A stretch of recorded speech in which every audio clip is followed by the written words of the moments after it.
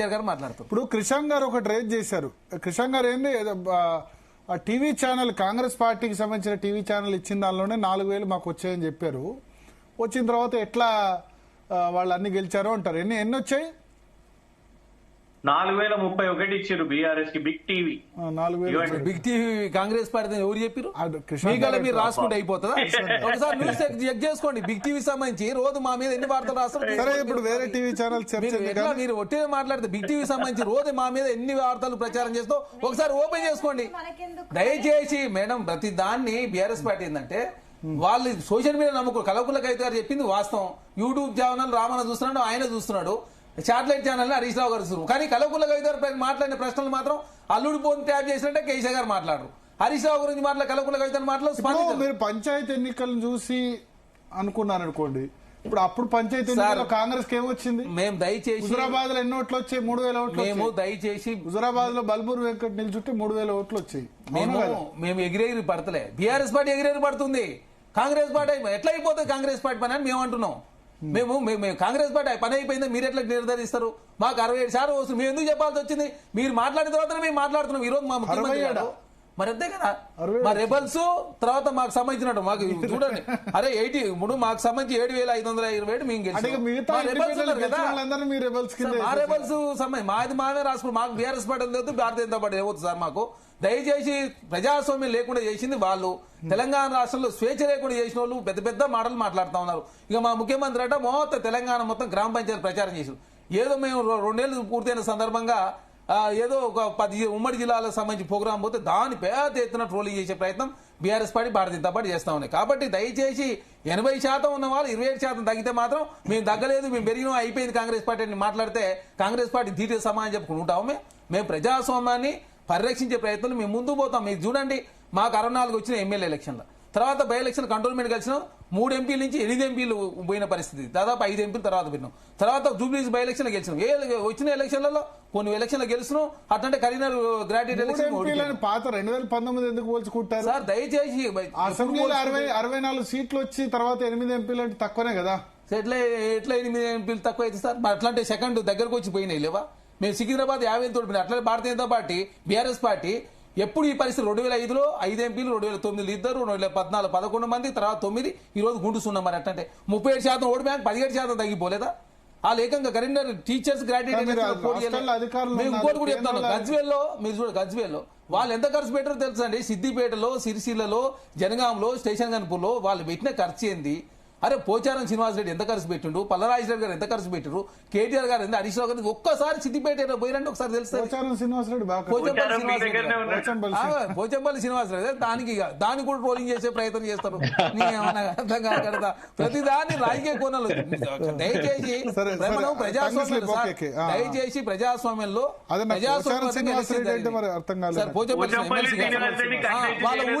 వాళ్ళ ఊళ్ళే BRS party గెలిచిందంటే ఓ పెద్ద కాంగ్రెస్ పార్టీ గెలిచే కాడ గెలుస్తారు, ఓడే కాడ ఓడుతారు.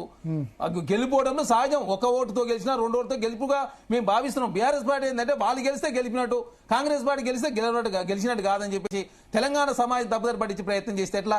ప్రజాస్వామ్యంలో అందరూ ఈక్వల్ గా ఉండాలి కదా. రాజ్యాంగ పరిరక్షణ హక్కులు మీకు ఒక్కరికే ఉన్నాయా? 58 మంది జాయిన్ చేసుకున్న మాత్రం బీఆర్ఎస్ పార్టీ పార్టీ ఫిరాయింపు గురించి వాళ్ళు పెద్ద ఎత్తున స్పీచ్ ఇస్తారు. ఒక్కరు కాదు, 58 మందిని, ఒక్కరు కాదు, ఇద్దరు కాదు. ఆగు సార్, రన్నింగ్ కామెంటర్ ఎందుకే? ఇవాళ ఒకరోజు మీ ఎమ్మెల్యే లేదు, నేనేమే లేదు. ఎందుకన్నా దయచేసి 58 మంది జాయిన్ చేసుకున్నప్పుడు మాత్రం రాజ్యాంగం గుర్తురాలే, లేదు పార్టీ ఫిరాయింపులు గుర్తురాలే, ఈ చట్టాలు గుర్తురాలే. కాంగ్రెస్ పార్టీ మాత్రం ఇక తప్పు చేసింది. స్పీకర్ నిందించే ప్రయత్నం మీరు చేస్తే ఏమన్నా అర్థం అవుతుంది? స్పీకర్ అయిన వారు అటానమస్ బాడీ కదా, ఇండిపెండెంట్, వాళ్ళకి పవర్స్. స్పీకర్ వ్యవస్థ గురించి ఎంత తక్కువ అప్పుడున్న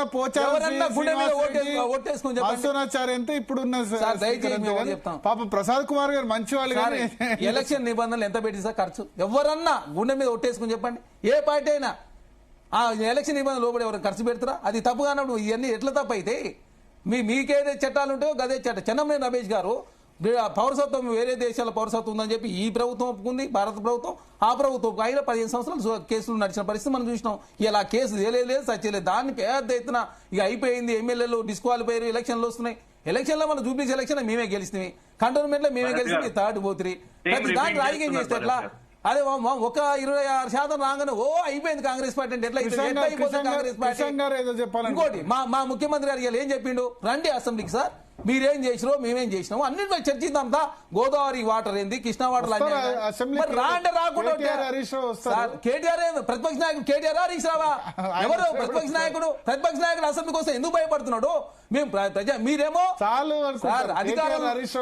దయచేసి మీరు అధికారంలో ఉన్నప్పుడేమో ప్రతిపక్షాలకు అవకాశం ఇవ్వరు. ప్రతిపక్షాలకు సంబంధించినటువంటి పార్టీలు 88 ఎమ్మెల్యేలు గెలిచినప్పుడు కూడా కాంగ్రెస్ పార్టీ నుంచి 12 మంది, టీడీపీ నుంచి ఇద్దరు తీసుకొని ప్రజాస్వామ్యం లేకుండా చేసింది మీరు. టీడీపీలో ఉన్న తలసాని శ్రీనివాస్ యాదవ్ మంత్రి ఇవ్వచ్చు, సబితేందర్ రెడ్డి కాంగ్రెస్ మాత్రం మంత్రి ఇవ్వచ్చు. మేము మాత్రం మీరు చేస్తే కరెక్ట్, వేరే వాళ్ళు చేస్తారు. అందరూ తిలా పాపం తలా పిడికాడు. అది భారతీయ జనతా పార్టీ కూడా మహారాష్ట్ర చేసారు, మధ్యప్రదేశ్ లో, కర్ణాటకలో, గోవాలో అంతలో వాళ్ళు భారతీయ జనతా పార్టీ రిజైన్ చేయించారు. టీడీఎల్పీ రాజ్యసభలో విలీనం చేశారు. మరి ఎట్లయింది సార్? టీడీఎల్పీ విలీనం చేస్తే ఇలా శ్రీకృష్ణదేవరాయలు ఎట్లా టీడీపీ నేతగా ఉన్నట్టు లోక్సభలో ఎట్లా చట్టబద్ధమైంది? సుప్రీంకోర్టు ఏమైనా చట్టబద్ధం అని చెప్పింది? ఆ కేసు కూడా పెండింగ్ ఉన్నది కదా సార్, పెండింగ్ ఉన్నది కదా. ఎవరిది ఇప్పుడు టీడీపీ? మరి చంద్రబాబు నాయుడు గారు ఎట్లా అక్కడ ఆంధ్రలో ముఖ్యమంత్రి అని టీడీపీ దయచేసి ఏంటంటే ప్రతి దాన్ని రాజకీయ కోణం చూడొద్దు. చట్టాలు అందరూ తెలుసు, లూప్ హోల్స్ అన్ని ఉంటాయి. ఇది 5 సంవత్సరాలు నడిచే ప్రక్రియనే. మాకు ఇంకోటి 2018లో మా సంపత్ కుమార్ గారు, మా కోమటిరెడ్డి వెంకరెడ్డి ఏదో స్పీకర్ అని చెప్పి డిస్క్వాలిఫై చేసి ఇప్పటివరకు ఆ కేసు ఇంతవరకు వాళ్ళు పెన్షన్ రావట్లే. ఆ కేసు తేలే కదా.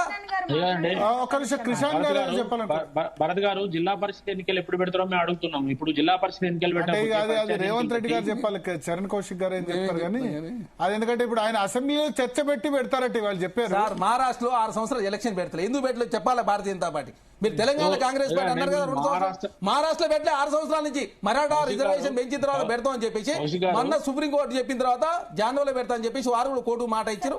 వాళ్ళు కూడా పెట్టబోతున్నారు. మేము కూడా కోర్టు మాట ఇచ్చాం కాబట్టి బీసీ రిజర్వేషన్ పెంచకుండా పాత రిజర్వేషన్ ఎలక్షన్ పెట్టినాం. అరే మీరు ఇంకోటి షెడ్యూల్ ఏరియా, నాన్ షెడ్యూల్ ఏరియాలో సార్ 18% రిజర్వేషన్ ప్రథం మేము బీసీలకు 42% రిజర్వేషన్ ఇవ్వాలి ఏకైక లక్ష్యంతో ముందుకు పోతున్నాం. కోర్టు చెప్పింది కాబట్టి పెట్టినాం. మేము బీసీలకు సంబంధించిన అంశం విషయంలో కాంగ్రెస్ కూడా ఎక్కడ ఎనకపోతలే. బీసీలకు సంబంధించి వాళ్ళే 34-23% చేసి కనీసం కోర్టు కూడా పోలే. మేము ఇంత ప్రక్రియ చేసి కులగన్న వివరాలు నమోదు చేసుకోవాలి. కేసీఆర్ గారు, హరీష్ రావు గారు, అదేవిధంగా కేటీఆర్ గారు, భారతీయ జనతా పార్టీ డీకే కులగన్న వివరాలు నమోదు చేసుకున్న వాళ్ళు బీసీ రిజర్వేషన్ పెంచండి. అమిత్ షా గారు మాత్రం జార్ఖండ్ లో మాట ఇచ్చు 50% సీలింగ్ ఎత్తేస్తని వారు మాటలు నిలుపుకోరు. RSS కేరళలో చెప్పింది, కాంగ్రెస్ పార్టీ తెలంగాణలో చెప్పిందని మేము తెలంగాణ చిన్న పొరపాటు. నేను అడుగుతున్నా ఒకటి, మన భరత్ గారు వీళ్ళు 42% హలో చెప్పండి 42% రిజర్వేషన్ అంటారు కదా. పంచాయతీ ఎన్నికలలో ఎన్ని సీట్లకి మరి అందులో వీళ్ళు 42% రిజర్వేషన్ అమలు చేసేందుకు వాళ్ళ ఎమ్మెల్యేలు చెప్పి అట్లా అమలు చేశారు. ఎప్పుడు ఆడేమన్నా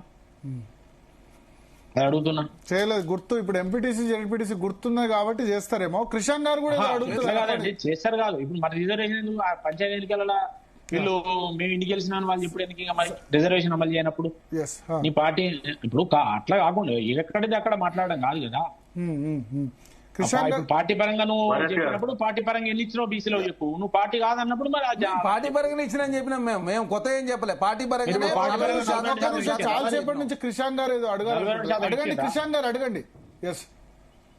భరత్ గారు, నాకు తెలిసి ఇక్కడ మా ముగ్గురిని కూర్చోబెట్టి నీతులు చెప్పే రైట్ కాంగ్రెస్ కి లేదు, మీకు ఒక్కరికే ఉన్నది. ఎందుకు చెప్తాను? ఎందుకంటే మీరు పొలిటికల్ పార్టీ కాదు కాబట్టి. సమస్య ఏంటంటే నీతులు చెప్పే కాంగ్రెస్ చేసే చేష్టలను చూస్తూ ఉంటే ప్రజలు నువ్వేందా నీతులు చెప్పేది అనేది కాంగ్రెస్ అనుకుంటారు. ఎందుకు చెప్తారు? ఇప్పుడు కేసీఆర్ గారు అయితే ఎర్ర పుస్తకాన్ని పట్టుకొని దేశం మొత్తం తిరగలేదు కదా. ఇగో రాజ్యాంగం నేను పరిరక్షిస్తా, ఇగో కాన్స్టిట్యూషన్ సేవ్ డెమోక్రసీ, న్యాయపత్ర రిలీజ్ చేస్తా, న్యాయపత్రలో ఈ డిఫెక్షన్ లాస్ లో మార్పులు తీసుకొని వస్తా అని చెప్పింది మేము కాదు కదా. మేము కాన్స్టిట్యూషన్ పరంగా ఏమున్నదో అనేది మేము ఆనాడు దేశవ్యాప్తంగా అందరు చేస్తాం. ఎందుకండి మా ప్రభుత్వాన్ని 2014లో కేసీఆర్ గారు ప్రభుత్వం ఉంటే ఎవరండి వారు? ఆ వ్యక్తి ఎవరు? నల్ల సంచి పట్టుకొని మా ఎమ్మెల్యేని కొనుగోలు చేసి మా ప్రభుత్వాన్ని పడగొట్టే ప్రయత్నం చేశారు. ఈ ఆట మొదలు పెట్టింది ఎవరు? ఇలా మమ్మల్ని ఎమ్మెల్యేలను తీసుకున్నాం మేము అని అంటే ఎమ్మెల్యేలను నాకు తెలిసి దేశంలోనే ఆరు ప్రపంచంలోనే, మీరు నన్ను కరెక్ట్ చేయండి, ఎవరన్నా ఒక పార్టీ నాయకుడు నల్ల సంచితోని కెమెరా ముందు ఒక ఎమ్మెల్యేను కొనుగోలు చేస్తూ దొరికిన వ్యక్తి ఎవరన్నా ఉన్నారా? ఆ క్రెడిట్ ఎవరికన్నా ఉన్నదా? సరే, అయినా ఎమ్మెల్యేలు వచ్చారు. కాన్స్టిట్యూషనల్ ప్రొవిజన్ ఏమున్నదో మర్జర్ అనేది కానివ్వండి, ఈ ప్రొవిజన్స్ లో పెద్దలు పెట్టిండ్రు, రాజ్యాంగంలో పొందుపరిచిన పెద్దలు పెట్టిరు కాబట్టి దాన్ని మేము చేసినాం. మేమనేది ఏంటంటే మీరు వాళ్ళు ఏం చేస్తున్నారు, మీకు ఆ సరే నమ్మకం అంటే ఉందా? ఎమ్మెల్యేల టాపిక్ నెక్స్ట్ ఉంది, బట్ అంటే ఇది సర్పంచ్ ఎత్తింది కాబట్టి నేను చెప్తున్నా, వారు ఎత్తింది కాబట్టి నేను మీరు ఇప్పుడు ఎత్తింది రాదు, సమాధానం చెప్పాలి కదా. నేను ఎత్తలే, ఫస్ట్ మీరే మాట్లాడారు అది.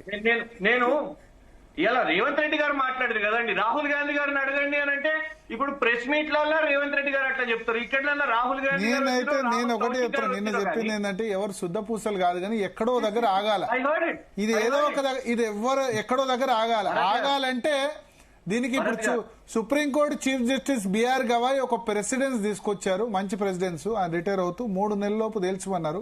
ఇప్పుడు అన్ని హైకోర్టులు కూడా ఆలస్యం లేకుండా తెలిసి, ఇప్పుడు నిన్న స్పీకర్ ఎటువంటి తీర్పు ఇస్తాడో అందరు ఎక్స్పెక్టెడే. కాకపోతే ఏంటంటే నమ్మకం హైకోర్టు మీద, సుప్రీంకోర్టు మీద ఉండాలి. మేము జీ తెలుగు న్యూస్ లో ఏం కోరుకుంటాం అంటే ఇది ఎక్కడో దగ్గర స్టాప్ పడాలి. కాంగ్రెస్ ఏమంటది, బీఆర్ఎస్ వాళ్ళు చేశారంటారు. బీఆర్ఎస్ ఏమంటారు, అప్పుడు స్పీకర్ సురేష్ రెడ్డి 2007లో మా వైఎస్ చేయలేదా ఎమ్మెల్యేలు అంటారు. ఒకళ్ళనొకళ్ళు చెప్పుకుంటారు. అందుకని ఎక్కడో దగ్గర ఫుల్ స్టాప్ పడాలి, ఎవరో ఒకళ్ళు పనిష్ కావాలి, నెక్స్ట్ ఎమ్మెల్యేలు కావద్దు. సరే అది నెక్స్ట్ టాపిక్ లో చర్చిద్దాం, నెక్స్ట్ అదే టాపిక్ ఉంది. ఒకటి ఇప్పుడు డూ యూ థింక్ ఇప్పుడు లోకల్ బాడీ సంబంధించి కాంగ్రెస్ రిజల్ట్ సిగ్నిఫికెంట్